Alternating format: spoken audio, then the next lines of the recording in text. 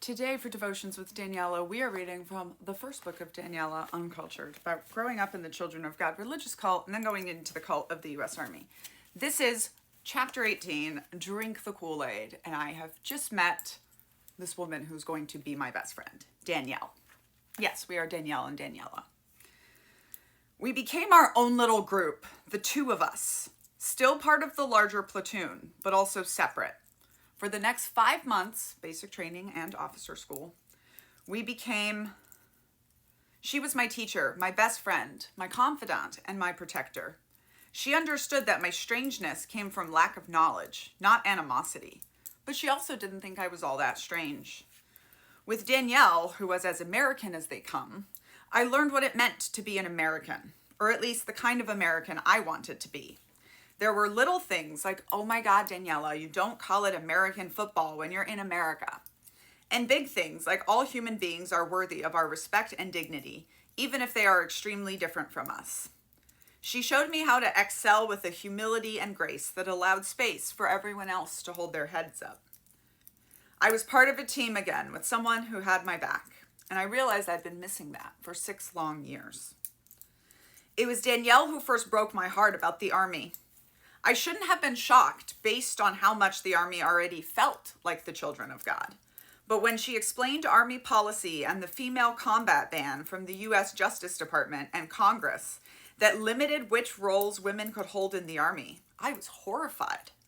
I kept thinking of my cult training, the world where women were expected to serve men, to be handmaids of David, useful but never equal.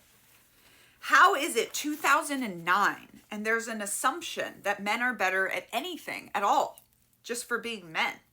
I asked her again and again. How is this even legal? What about equality?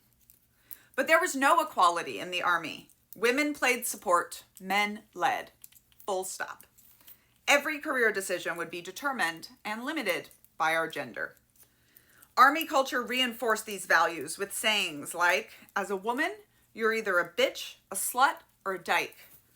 We heard it all the time. The drill sergeants called women Jessica Lynch anytime we messed up.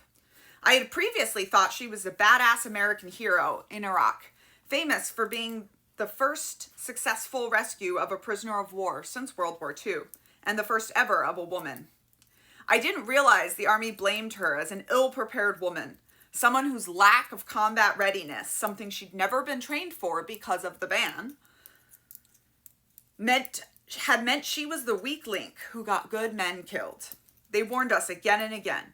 If we weren't perfect in training, we'd repeat the same fate. We understood the underlying implication. Women were the weaker sex and shouldn't be soldiers. It didn't matter how fast I could run or the individual achievements that drove me. The knowledge that I'd never be good enough in the eyes of the Army weighed on me heavier than the duffel bag I'd held up to the sky on my first day. You can get signed copies of Uncultured attached here, or listen to me read the whole thing to you anywhere you get your books.